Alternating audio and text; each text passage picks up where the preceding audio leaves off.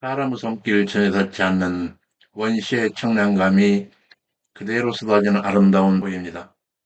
우리 하나님께서 말씀으로 창조하신 이 세계, 하나님 말씀이 살아 역사하시는 하나님의 선교하시는 이 미시오데이 장으로 우리를 부르십니다. 우리 하나님의 자비로우신 그 사랑이 항상 여러분과 함께 하시기를 축원합니다. 에카페입니다. 카테고리에서 제2편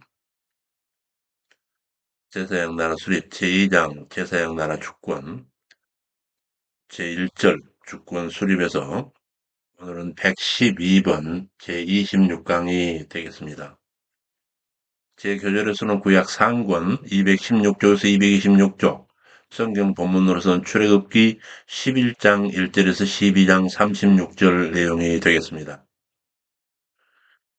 오늘 전개되는 열 번째 재앙은 출애굽기 11장 1절에서 12장 36절까지 모두 6문단의 내용으로 되어 있는데 애굽 10대 재앙 중 그 마지막 10번째 재앙인 장자 재앙의 집행과 이를 통한 출애굽의 최종 실현 과정 그리고 그 결과와 관련하여 주신 6월절 및 무교절에 관한 규례 등에 대한 기록이 되겠습니다. 마지막 10번째 재앙인데 애굽 장자들의 죽음과 출애굽이 전개됩니다. 여호와의 출애굽 준비 명령 11장 1절에서 3절 여호와께서 모세에게 이르시기를 내가 이제 한 가지 재앙을 바로와 애굽에 내린 후에야 그가 너희를 여기서 보낼지라. 그가 너희를 보낼 때에는 여기서 정령 다 쫓아내리니 백성에게 말하여 남녀로 각기 이웃들에게 은, 금, 폐물을 구하게 하라 하시더니 백성으로 애굽 사람의 은혜를 받게 하셨고 모세는 애굽국에서 바로의 신하와 백성에게 심히 크게 보였더라. 여기서 은, 금, 폐물을 구하게 하라라고 하는 본문에 대하여 옥스포드 해설을 살피고 넘어가겠습니다. 각주 380번입니다. 한글 개혁 성경은 은금 폐물을 구하게 하라에서 이 구하다라고 하는 개념으로 해석하였지만 그러나 가장 바람직한 번역은 요구하다입니다. 또는 청구하다입니다. 이는 기드온이 미디안 전쟁에서 승리한 후에 대가로 이스라엘 백성들에게 그들이 탈취한 금 귀고리를 줄 것을 요구하는 데서도 찾아볼 수가 있습니다. 이는 승전에 대한 당연한 대가입니다. 마찬가지로 이스라엘 백성들이 애굽인들에게 은금 폐물을 달라 하면 빌리는 것이 아니요 탈취도 아니며 구걸은 더더욱 아닙니다. 이는 하나님의 능력에 힘입어 지금까지 차치해왔던 바로와 애굽인들을 이긴 승리에 대한 당연한 청구 또는 요구이며 이제까지 노동에 대한 정당한 요구입니다. 이 물질은 후에 성막을 짓는 데 사용됩니다. 본문으로 돌아갑니다. 모세가 바로를 향하여 최종적인 예고, 장자들의 죽음을 예고하는 장면입니다. 4절이 10절입니다. 여호와께서 밤중에 내가 애굽 가운데로 들어가리니 애굽 가운데 처음 난 것은 위에 앉은 바로의 장자로부터 맷돌 뒤에 있는 유종의 장자까지와 모든 생축에 처음 난 것이 죽을지라.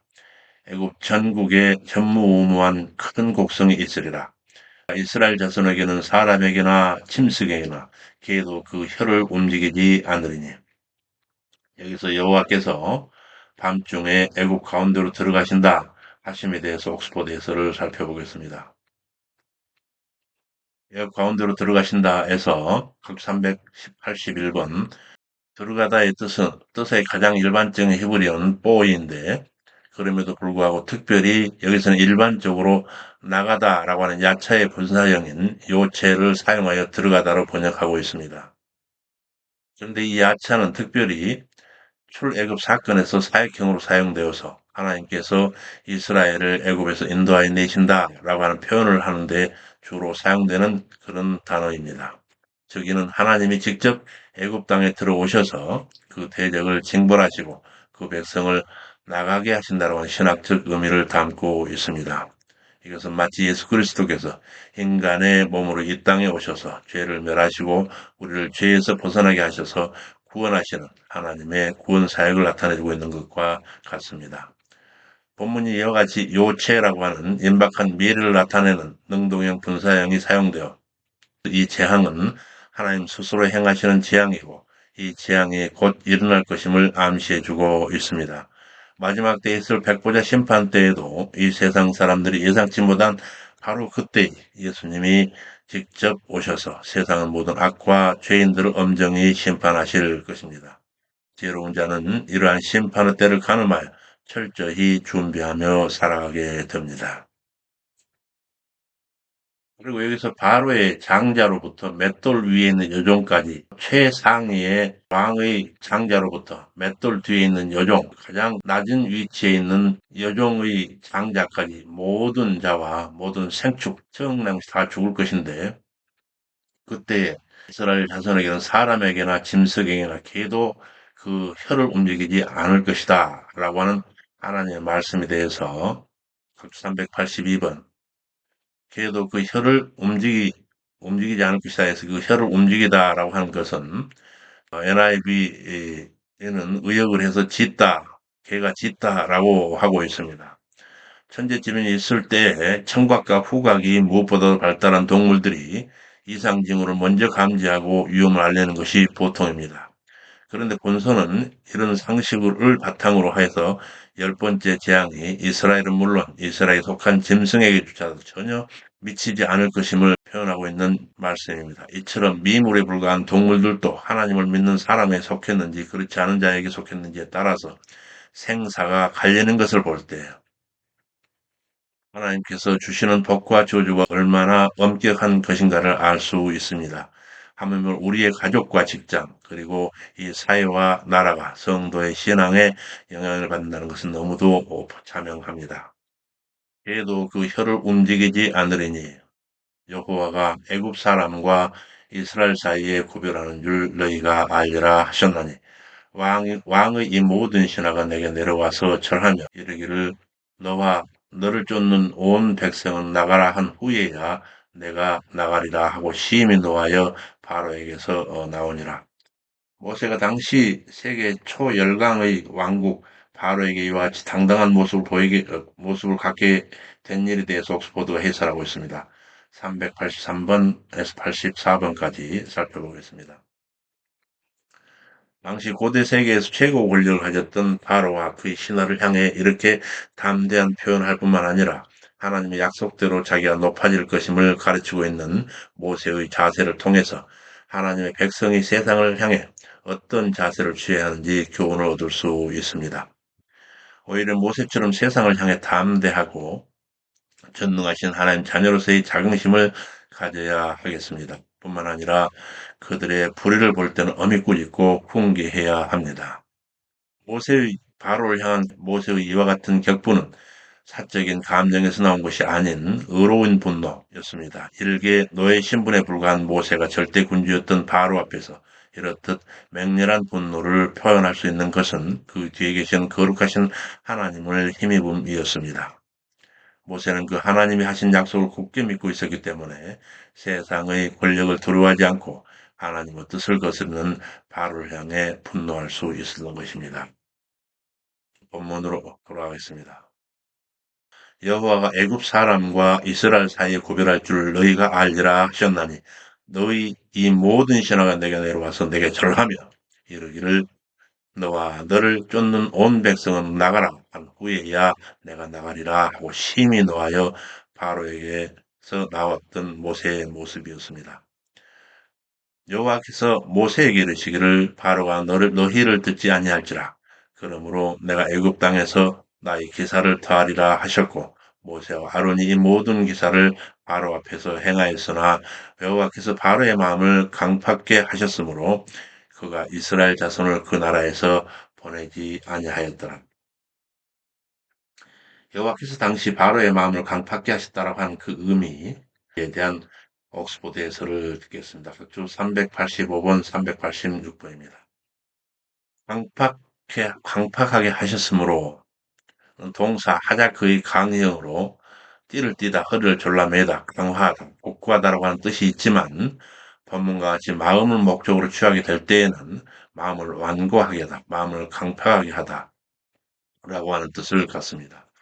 대부분의 성경은 이 단어를 마음을 굳게 하였다로 번역하고 있습니다. 하지만 이 말의 뜻은 하나님께서 이스라엘 보내지 않으려고 하는 바로의 원래 마음을 강압적으로 변화시키지 않고 그 마음을 굳은 채로 버려 두셨다라고 하는 의미이지 악한 결정을 하도록 부드러운 마음을 강팍해지도록 유도하셨다라고 하는 의미는 아니라고 하는 점을 염두에 둬야겠습니다. 계속해서 386번 애굽왕 바로는 9가지의 재앙에도 불구하고 회개하지 아니하므로 장자의 재앙의 무서운 심판의 경고를 듣게 되었습니다. 그리고 그는 장자의 재앙의 경고에도 불구하고 마음을 강팍하게 하고 끝내 회개하지 아니하므로 마침내는 애굽의 모든 장자가 죽임을 당하는 심판의 고통을 당하야만 했습니다. 이처럼 하나님의 오래 참으심과 심판 경고에도 불구하고 끝까지 회개하지 않은 자는 하나님의 준엄한 심판을 면하지 못하게 됩니다. 특별히 오늘날 하나님께서는 죄악이 관영한 이 세상에 대하여 최후 심판을 경고하셨습니다. 우리는 이러한 심판 경고의 귀를 기울여야 합니다.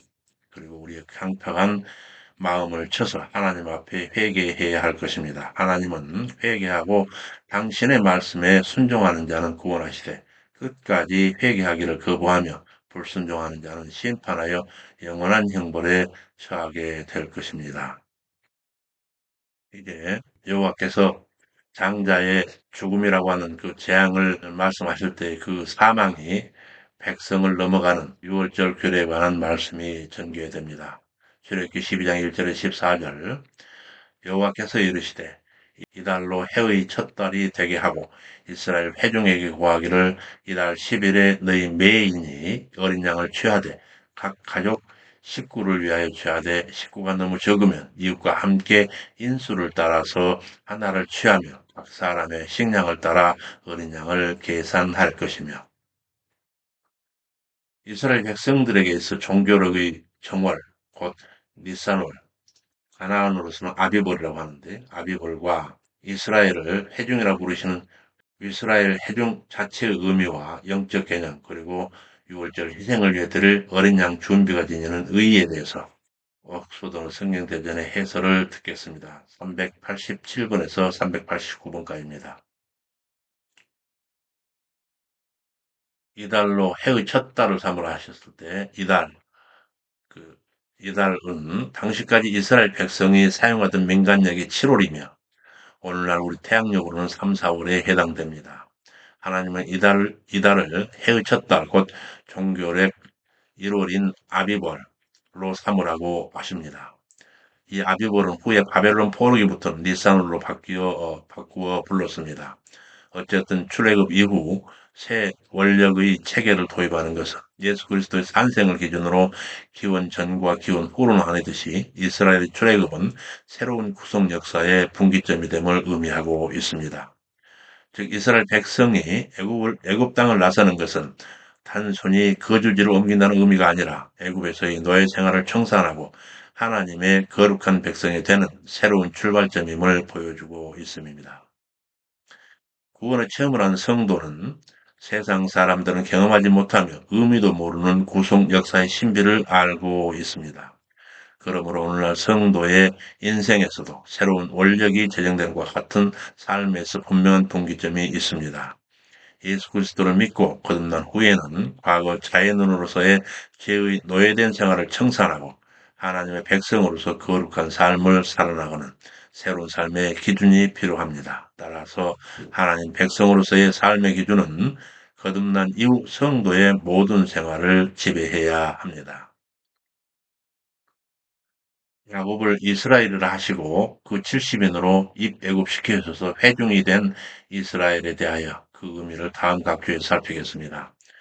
하나님께서는 아브라함 한 사람에 대한 소명으로 시작해요. 백성을 애굽 이주 당시 70인이 되게 하셨고 400여 년이 지난 이 출애굽 시대에는 장정만 60만이라고는 엄청난 수의 회중으로 성장시키셨습니다. 이는 당신의 백성을 성장시키시겠다는 하나님의 언약이 얼마나 신실한지를 보여줍니다. 그런데 하나님은 자신이 약속하신 언약 공동체 신국의 출범을 기념하기 위해서 유월절 잔치를 베푸십니다. 그리고 그 잔치의 시작에 앞서 처음으로 이스라엘을 향하여 회중이라 부르고 계십니다. 현재 우리가 속해 있는 교회도 여기서 시작된 이스라엘 회중의 연장선상에 있습니다. 이스라엘 백성이 유월절 어린 양을 잡아서 그 피로 이스라엘 회중의 일원이 된 것처럼 우리 역시 유월절 어린 양이 예수 그리스도 피로 말미암아 하나님 교회의 일원이 될 수 있습니다. 사망으로 백성을 넘어가실 유월절을 위해 드릴 어린 양 준비에 대하여는 다음 각주 389번에서 해설하고 있습니다. 본문은 어린 양에 대해 이를 먹을 식구가 적을 경우 자기 이웃이 누구든 자기 집에서 가장 가까이 있는 이웃과 유월절 음식을 나눠야 함을 가르치고 있습니다. 노인이나 어린아이, 청장년에 따라 그 먹는 양이 다를 것이니 평소에 먹는 양을 잘 생각해서 그 음식을 준비하라 하고 있습니다. 양의 고기를 이웃과 함께 먹어야 하는 1차적인 이유는 그리스도의 몸을 상징하는 거룩한 고기를 다음 날까지 남겨두어서는 안 되기 때문에 그렇습니다. 또 하나, 동일한 여호와의 신앙을 가지고 있는 자라면 누구나 한 식탁에서 교제가 가능하기 때문에 그렇습니다. 이웃을 선정하는 기준이 자기 마음에 드는 사람이 아니라 가장 가까운 거리를 기준으로 한다는 데서도 신앙이 같은 자라면 가리지 말고 교제해야 한다 하는 뜻입니다. 이는 현대 그리스도인의 신앙생활이 개인적으로 치우쳐 하나님과의 관계만 유지되면 그만이라고 하는 생각이 만연한 것에 대한 경종이 된다 할 수 있습니다. 너희 어린 양은 흠 없고 일련된 수컷으로 하되 양이나 염소 중에서 취하고 이달 14일까지 간직하였다가 해질 때 그 양을 잡고 그 피로 양을 먹을 집 문 좌우 설주와 임방에 바르고 그 밤에 그 고기를 구워 무고병과 쓴 나물과 아울러서 먹되. 여기서 6월절 준비일 곧 10일에 준비된 어린 양을 14일까지 간수하는 그 행위가 지니는 의미와 또 14일 곧 6월절에 잡은 어린 양의 피를 문의 좌우 설주와 임방에 피를 바르고 그 구운 고기와 무교병과 쓴 나물을 먹어야 하는 규례의 의의에 대해서 각주 390에서 392번까지 옥스퍼드 해설을 듣겠습니다. 먼저 6월절에 잡을 어린 양을 14일까지 간수하는 행위에 대하여 각주 390번입니다. 어린 양을 14일까지 간수하는 그 행위에 대해서 간수라고 하는 어근 샤마르는 뭐뭐에 대해서 큰 관심을 기우다라는 뜻을 갖는데 따라서 이는 단순히 4일 동안 어린 양을 데리고 그 먹이를 주는 정도가 아니라 세심한 주의를 기울여 돌보라 하는 의미입니다. 이런 하나님의 지시는 그 어린 양이 갖는 특별한 의미를 부각시키려 함입니다. 첫째로 나흘 동안 자신들 대신에 죽게 될 어린 양을 지켜봄으로써 하나님의 은혜를 느끼게 하기 위함입니다. 또 다른 하나는 자신이 선택한 양이 하나님이 제시하신 조건을 만족시키는지 그 기간 세심하게 살펴보기 위함입니다. 이는 현대 성도들에게도 그리스도의 은혜와 하나님의 구원하심에 대한 자기 예배가 얼마나 온전한지를 늘 새겨보는 일이 필요함을 가르치고 있습니다. 여기 설주와 임방에 바를 피가 지닌 의의에 대해서 다음과 같이 살펴보겠습니다. 그런데 그 피는 반드시 10일부터 예비한 그 어린 양의 피여야 합니다. 다른 피는 아무 효과도 없고 애굽인들과 함께 죽임을 당할 것입니다. 그러나 어린 양의 피를 취하여 집에 바른 자는 생명을 보장받을 것입니다. 하나님의 구원은 반드시 하나님께서 명하신 대로 철저하게 행할 때에 이루어집니다. 그는 바로 6월절 어린 양을 예표하는 바 그리스도의 보혈의 공로를 힘입기 때문입니다. 또 피를 바를 곳이 양편 기둥들과 문 위 임방, 곧 각 집의 출입구에 있는 문을 지탱하는 좌우 기둥과 그 위에 가로로 된 임방을 가리킵니다. 즉 문을 둘러싼 4개의 기둥 중에 사람들이 밟는 문지방을 제외한 이 3개는 모두 피를 바른 것입니다. 당시 집의 출입구는 집 자체를 대표했기 때문에 이곳에 피를 바르는 행위는 곧 집 전체에 피를 바르는 상징적 행위라 할 수 있었습니다. 이런 행위는 이방 종교에서 행하곤 하는 주술적인 것이 아니고 성경 전체를 통해서 일관되게 나타나는 하나님의 언약과 관련된 것입니다. 이날 구운 고기 함께 먹을 무교병, 순나물의 진인 의에 대해서는 다음 각주에서 보겠습니다. 고기를 굽는 이유는 삶는 것보다 짧은 시간에 간편하게 요리할 수 있기 때문에 그렇습니다. 하룻밤 사이 애국을 떠나야 할 백성들이 삶지 않고 구워야 하는 이 규례는 꼭 지켜야 할 내용입니다. 또한 발효되지 않은 누룩 없는 무교병을 먹어야 하는 명령에서도 백성이 애굽을 떠나 가나안으로 향하는 일의 그 급박성을 볼 수가 있습니다. 구원의 문제는 시급한 일입니다. 고기를 삶아 먹고 있거나 떡을 발효시킬 시간적 여유도 없을 만큼 촉박한 일이 바로 구원의 문제입니다. 바로의 마음이 변할 수도 있고 이스라엘 백성도 비록 노예 생활했지만 생계가 보장되는 애굽을 떠나 미지의 가나안으로 가야 한다는 사실에 지체할수록 망설일지 모르기 때문입니다. 우리도 거듭남을 촉구하는 복음이나 회개를 요구하는 선포에는 지체 없이 응답해야 합니다. 이전 생활 방식대로 살면서 하나님의 요구에 순응할 수는 없습니다. 또한 지금 애굽을 떠나는 이스라엘 백성에게 누룩 없는 떡을 먹으라 하는 이유 가운데 하나는 애굽에서 하나님을 모르고 살 때 그곳 풍속을 쫓아 살던 모든 죄들을 버리라고 하는 의미도 있습니다. 무교병을 먹을 때에는 쓴나물을 아울러 먹어야 한다 했습니다. 여기서 이 쓴나물의 쓴맛은 이스라엘 백성으로 애굽에서 이스라엘인 삶을 기억하게 할 것입니다. 무교병을 신명기는 고난의 떡이라 이렇게 하고 있습니다. 이러보건대 무교병과 쓴나물을 함께 먹는 것은 애굽에서 우상을 섬기고 죄를 짓고 살던 삶을 이스라엘인 삶이요 고난의 삶으로 기억하기 위해서 그렇습니다. 이제 이스라엘 백성은 애굽을 떠난 뒤에도 6월절마다 무교병을 신나물과 함께 먹으면서 자기 죄가 아직 남아있는지 점검하게 될 것이고 그 고난으로부터 구원하신 하나님께 감사하는 마음을 갖게 될 것입니다. 그 밤에 그 고기를 구워 무교병과 쓴 나물과 아울러 먹되 난로나 물에 삶아서 먹지 말고 그 머리와 정강이와 내장을 다 불에 구워 먹고 아침까지 남겨두지 말며 아침까지 남은 것은 곧 소화하라.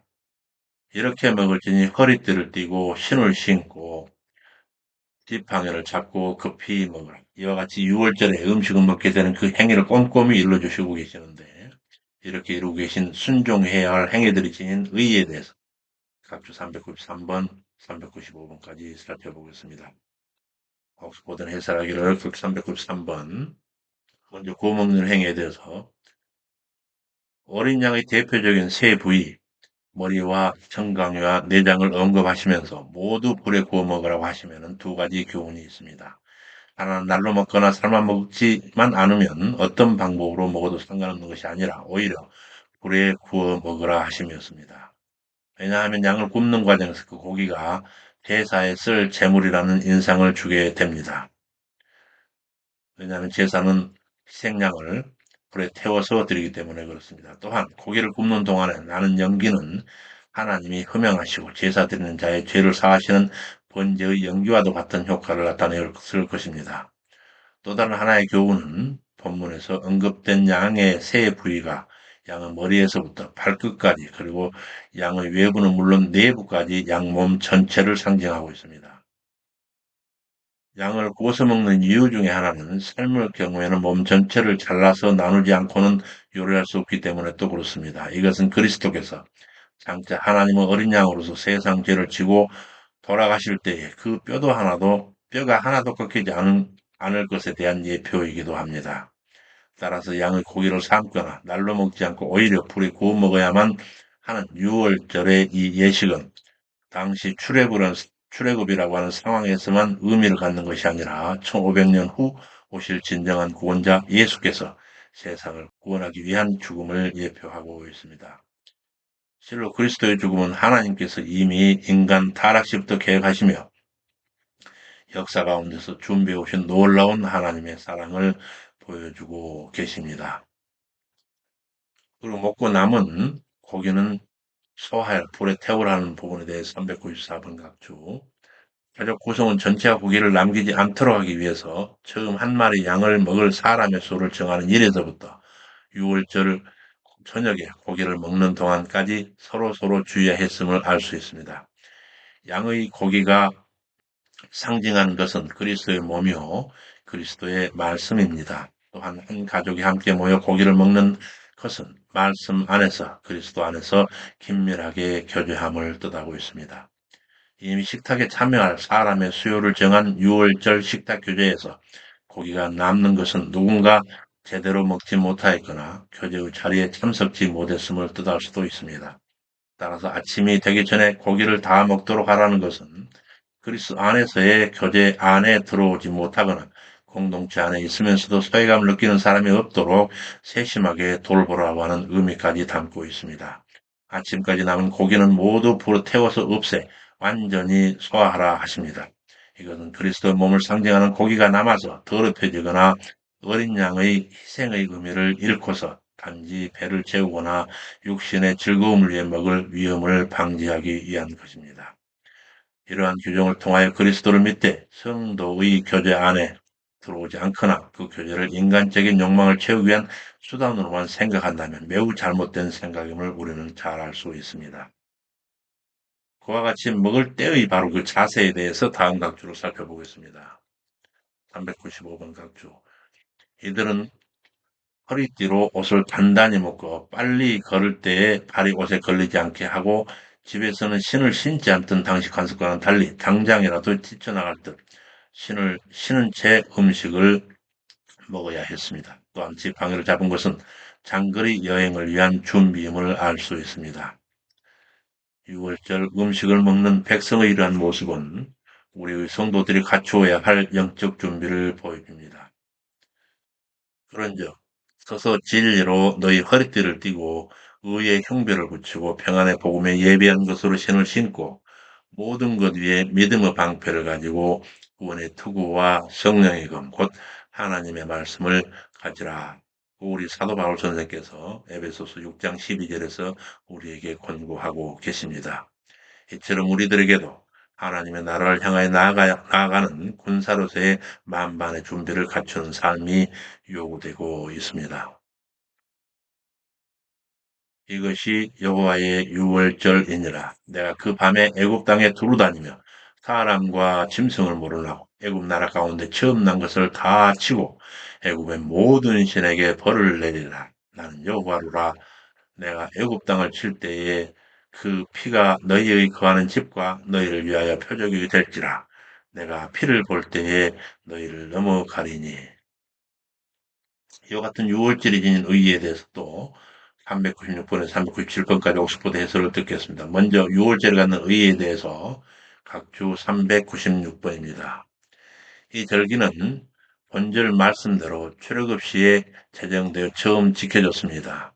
그리고 그 후에 광야에서도 지켰고 하나님 입성 후에 지켜졌으며 히스기야 개혁 때와 요시야 왕 때 그리고 바벨론 포로 후에 그리고 예수님이 잡히시기 전날 밤 제자들과 함께 계실 때에도 지켜진 것으로 기록된 히브리인들의 대표적인 절기입니다. 그러나 이 본장에서 나타난 제11의 어린 양을 취하는 것이나 피를 문설주에 바르는 것, 급하게 식사를 하는 것 등은 6월절에만 지켜졌고 후대에는 지켜지지 않았습니다. 첫 6월절이 애굽에서의 해방이라고 하는 육적인 측면과 하나님만 예배하는 백성으로서의 부름이라고 하는 영적 측면에서 구원의 첫 실행이라고 한다면 이후에 지켜진 6월절 절기는 그 정신을 계승하고 기념하며 적용한다라고 하는 측면이 강하다 할 수 있습니다. 따라서 6월절 규례를 통해 우리가 깨달아야 하는 것은 출애굽 성도들이 취한 어린 양의 피가 애굽 노예 생활로부터의 해방과 장자의 죽음에서 벗어나게 하는 수단이었듯이 우리가 영적으로 취하는 그리스도 예수의 피는 죄로부터 우리를 구원하는 구속의 수단이 되는 것입니다. 이 절기는 우리를 구원하는 우리를 위한 절기일 뿐만 아니라 여호와를 위한 절기이기도 합니다. 이 절기를 통해서 여호와께서 이스라엘 백성을 애굽에서 불러내셔서 그들을 하나님 백성으로 삼으시고 그들에게 예배받으실 것이기 때문에 유월절은 여호와를 위한 절기인 것입니다. 그러나 원칙적으로 여호와를 위한 것이 인간을 위한 것이기도 하기 때문에 이 둘이 인위적인 구분은 의미 없다 할 수 의미 없습니다. 따라서 우리가 여호와를 위해 살 때 그것은 또한 우리를 위한 삶이 되는 것이기도 합니다. 사망에서 벗어나게 하는 어린 양의 피에 대해서 다음 각주에서 살펴보겠습니다. 애굽 전역에 임하는 열 번째 심판 대상에서 벗어날 방법은 유월절 예식에 대한 하나님의 명령, 곧 양을 잡고 그 양의 그 피를 집 기둥에 바르는 것뿐이며 그 구체적 행위가 바로 하나님 명령에 순종하는 믿음의 증거입니다. 우리에게도 이런 증거가 있어야 합니다. 나는 그리스도인이라 말하는 것이나 주일에 성경을 들고 교회에 출입하는 것이 그 사람을 진정한 그리스도인으로 만드는 것이 아니고 자기 삶 속에서 주님 말씀에 순종하여 그분을 닮아가는 거룩한 생활이 증거로 나타나야 비로소 참성도가 되는 것입니다. 이스라엘 백성들을 재앙에서 구원하는 것은 다름 아닌 그 피였습니다. 여기서 그 피가 상징하는 바는 장차 하나님의 어린 양으로 오실 메시아 예수 그리스도의 보혈을 가리킵니다. 본문에서도 그 피라 기록함과 같이 하나님이 제시하신 그 조건에 맞는 피가 발려야 했듯이 우리를 구원하는 것은 하나님 독생자 예수 그리스도의 보혈뿐임을 명심해야만 합니다. 또 하나의 교훈은 재앙을 면하는 조건이 단지 이스라엘 민족의 이론이라든가 애굽을 떠날 의사를 가지고 있다라고 하는 것이 아닙니다. 요구되는 조건은 순종, 곧 어린 양의 피를 하나님의 명령대로 바로 그 장소에 바르는 구체적인 행동이 뒤따라야 했습니다. 그렇게 하나님이 애굽을 지나시면서 그 피를 하나님께서 직접 보시고 재앙을 내리지 않으시고 그 이스라엘 사람의 집을 넘어가실 수 있었습니다. 성도의 삶에서 요구되는 것도 그리스도의 피의 공로를 의지하는 참된 믿음 뒤에는 필수적으로 따를 수밖에 없는 행함이 있어야 함을 알아야 할 것입니다. 내가 피를 볼 때에 너희를 넘어가리니 재앙이 너희에게 내리지 아니하리라. 너희는 이 날을 기념하여 여호와의 절기를 삼아 영원한 규례로 대대에 지킬지니라. 죽음에서 건짐을 받은 유월절 은혜를 한 주간 기념케 하신 무교절 규례가 선포됩니다. 무교절 규례와 준수명령. 이는 유월절을 기념하는 일주간을 말하는데 출애굽기 12장 15절에서 20절 말씀입니다. 너는 7일 동안 무교병을 먹을지니 그 첫날에 누룩을 너희 집에서 제하라. 무릇 첫날부터 7일까지 유교병을 먹는 자는 이스라엘에서 끊쳐지리라. 그래서 무교절에 먹을 떡, 무교병이 지니는 의미와 그리고 이 규례로 명하신 말씀에 대한 불순종이 지니는 의미에 대해서 각주 398, 399번까지 옥스포드가 해설하고 있습니다. 먼저 무교절 기간 동안 먹게 될 무교병의 순수성을 위하여 제거해야 할 누룩이 지니는 의미에 대해서 옥스포드가 해설합니다. 398번입니다. 누룩 쉐오르는 성경에서 긍정적인 의미와 부정적인 의미 두 가지로 모두 사용되었습니다. 본절이나 출애굽기 13장 7절 또는 신명기 16장 4절, 에스겔서 45장 21절에서는 누룩을 떡에 넣지 않아야 하는 재료로 언급하고 있습니다. 이 구절들에서 누룩은 과거 이스라엘 백성이 행하던 이방의 풍수 변화 제를 상징했고 또 애굽을 떠나는 상황이 급박함으로 누룩으로 떡을 부풀 시간이 없는 긴박함을 나타내기도 했습니다. 하지만 본 구절에서는 누룩을 일부러 집에서 제하도록 했고 신명기 16장 4절에서도 에서는 보지도 말라고 하는 것을 보아 죄의 상징으로 누룩이 쓰이고 있음을 잘 알 수 있습니다. 그러나 모세 오경의 다른 부분에서는 누룩 넣는 떡, 곧 유교병을 하나님께 제물로 드릴 것을 말하기도 합니다. 레위기 7장 13절 감사 희생과 예물을 드릴 때나 23장 17절의 요제의 떡에는 누룩을 넣으라 명하여 긍정적 의미로 쓰이기도 합니다. 이러한 누룩의 이중적인 이미지는 신약에서도 나타납니다. 예수님께서 마태복음 16장 6절에서 사두개인들은 누룩을 주의하라 하시면서 그들의 외식적인 종교 행위를 비판하시지만 13장 33절에서는 천국을 여자가 가루 서말 속에 갖다 넣어 전부 부풀게 한 누룩과 같다라고 긍정적인 의미로 쓰십니다. 전제 사두개인들은 누룩은 외식과 죄의 상징이요. 여자가 가루 써맛을 갖다 넣은 그 누룩, 모자의 누룩은 확장되어가는 하나님 나라의 특성을 설명하는 소재로 사용되고 있어서 신약 성경에서의 누룩 역시 구약 성경에서처럼 긍정적 의미와 부정적 의미가 모두 있음을 알 수 있습니다. 이런 면에서 볼 때 누룩 자체가 선악한 악한 요소를 가지고 있는 것이 아니고 그것을 통해서 하나님이 주시는 교훈의 내용이 중요함을 알 수 있습니다. 5절 동안에 유교병을 먹을 때는 그들이 백성 중에서 끊처질을 하는 부분에 대해서 이 끊처질이라 니크레타라고 하는 히브리어의 원형 카라트는 첫째 잘라내다, 둘째 죽이다, 살해하다, 셋째 언약을 맺다 등의 뜻을 갖습니다. 그러나 본절에서 좀 수동형으로 쓰인 경우는 잘리다, 베어지다, 추방되다, 쫓겨나다, 근절되다, 일소되다 라는 뜻이 있습니다. 한편 이 단어는 다시는 모든 생물을 홍수로 멸망시키지 않겠다라고 하는 창세기 9장 11절 경우와 같이 육체적인 죽음을 나타낼 때도 쓰였지만 본절과 같은 경우에는 공동체로부터의 추방으로 이해할 수 있습니다. 그러나 애굽을 떠나 삶의 기반이 없는 상태에서 공동체로부터 추방당해 광야로 쫓겨나는 것은 죽임을 당하는 것과 같으며 더욱이 하나님의 백성으로부터 떨어져 나가는 것은 영적인 의미에서도 죽임을 당하는 것과 다를 바가 없는 것입니다. 이처럼 누룩을 먹는 것이 상징하는 바 죄로부터 떠나지 않고 그것을 사모하여 반복적으로 죄를 짓는 자는 실상 구원의 대열로부터 제거당할 자입니다.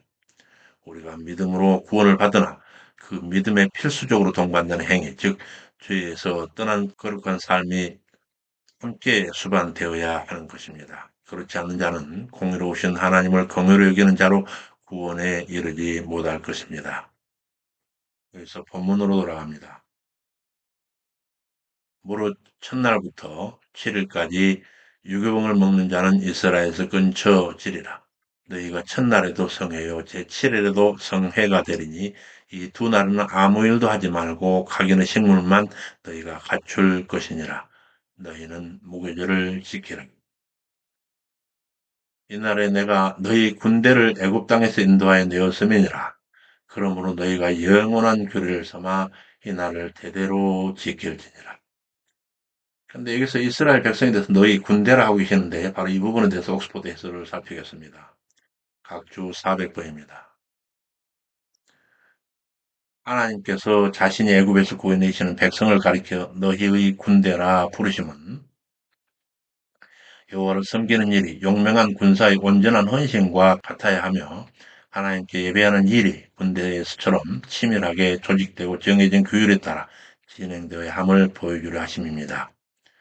이와 동일한 의미로 신약에서도 복음 전하는 일에 헌신하는 사람들을 가리켜 주의 군사로 표현합니다. 그런데 군사로 모집된 자는 언제나 모집한 자를 기쁘시게 하여야만 합니다. 오늘날 우리 성도들은 과거 이스라엘 백성처럼 하나님의 군사로 쓰임받기 위해 하나님 군사로 부름받은 자들입니다. 따라서 우리 개인의 욕심이나 생각대로 방종하는 삶을 살아는 안 되며 우리 대장 되신 그리스도 안에서 그가 주신 능력으로 강건해져야 합니다.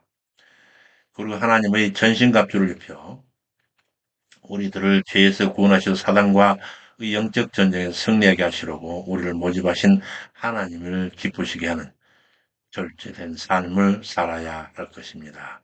여기서 본문으로 돌아갑니다. 영월의 그달 14일부터 21일까지 너희는 무교병을 먹을 것이요 7일 동안은 누룩을 너희 집에 있지 않게 하라.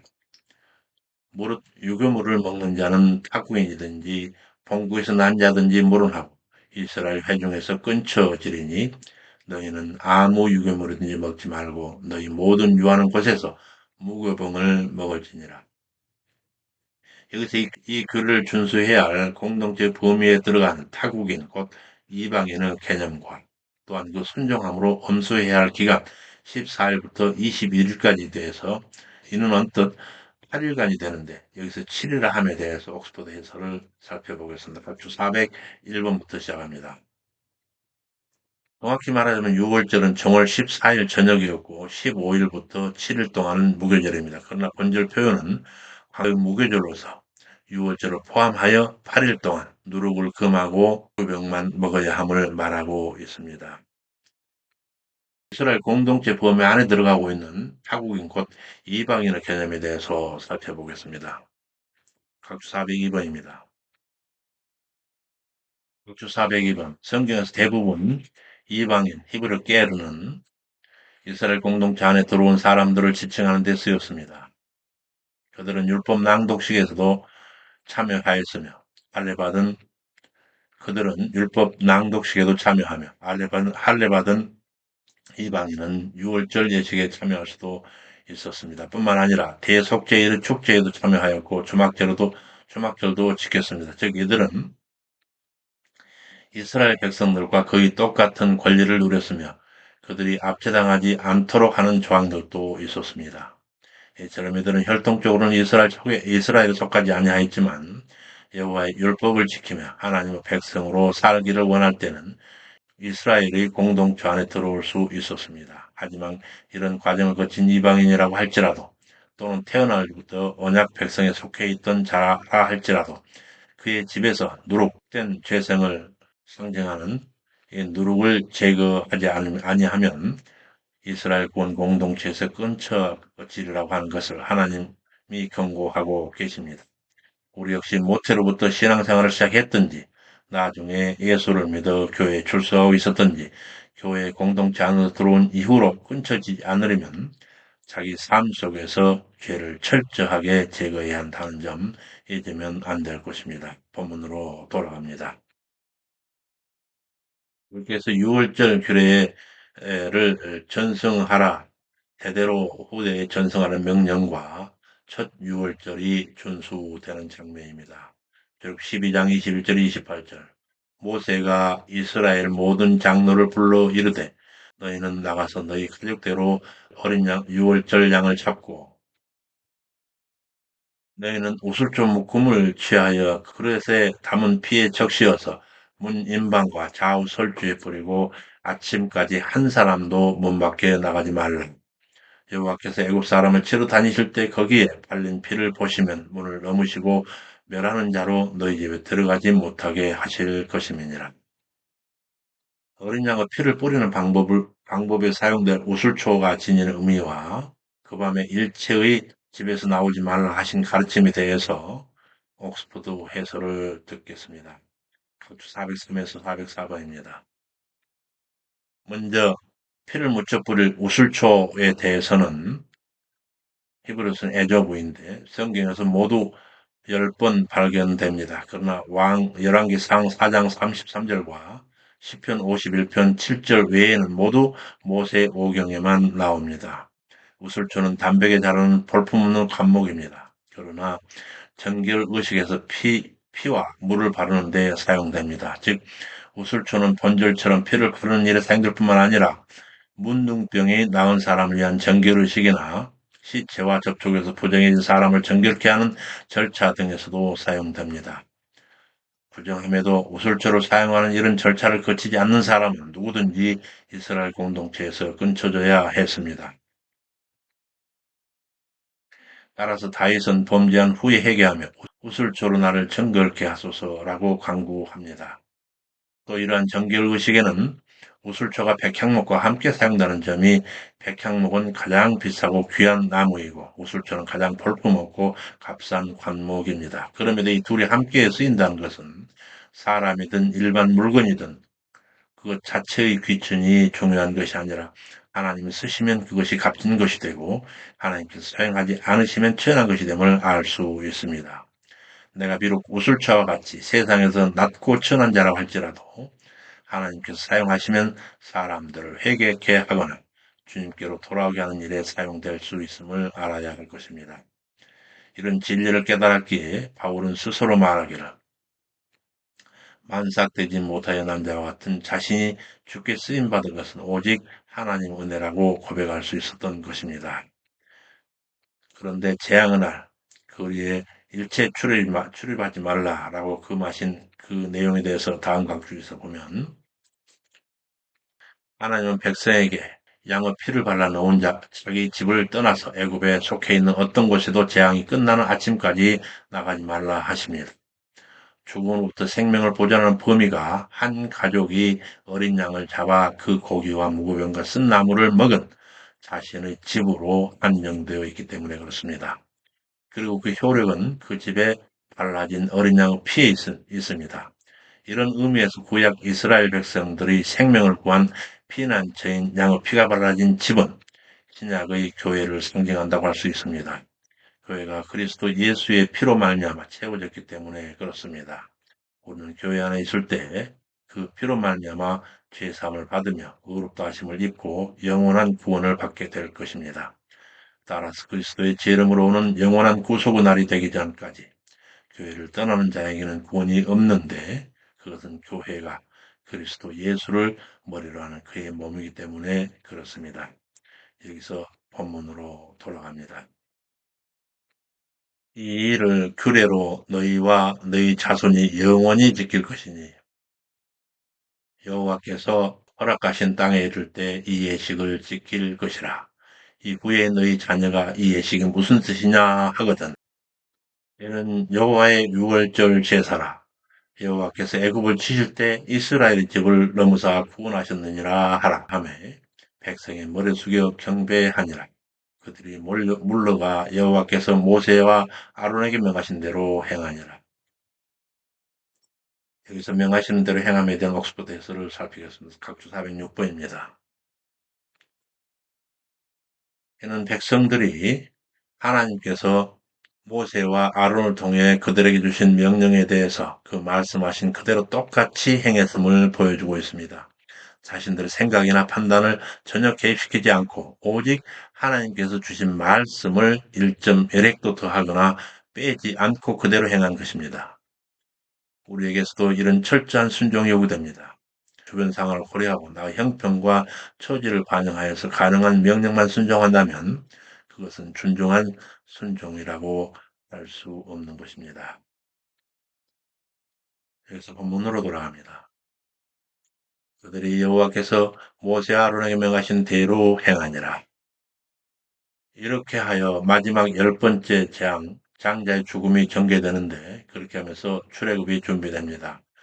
출애굽기 12장 29절 36절 밤중에 여호와께서 애굽에서 난 모든 처음 난 것, 곧 위에 앉은 바로의 장자로부터 거기 갇힌 사람의 장자까지와 생축의 처음 난 것을 다 치심해 그 밤에 바로와 모든 신하 모든 애굽 사람이 일어나 큰 혹국이 있었으니 그 나라에 사망치 아니한 집이 하나도 없습니다.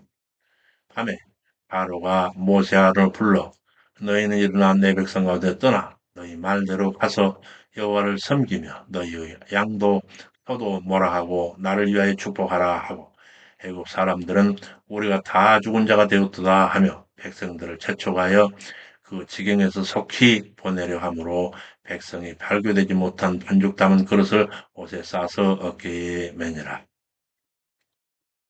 그래서 이 마지막 10번째 재앙이 좌우 문설주와 임방의 어린 양의 피를 바르지 아니한 애굽 땅에서 처음 난 사람 중에 장자와 모든 생축의 처음 난 것까지 다 죽어가던 그 밤에 큰 호곡이 온 애굽 땅에 진동하던 때에 전에 바로에게 요청하던 모세의 모습이 지금 이 순간에는 반대로 바로가 모세에게 요청하는 완전히 역전된 모습을 보이고 있습니다. 이에 대해서 옥스포드 해설을 듣겠습니다. 각주 407번에서 408번입니다.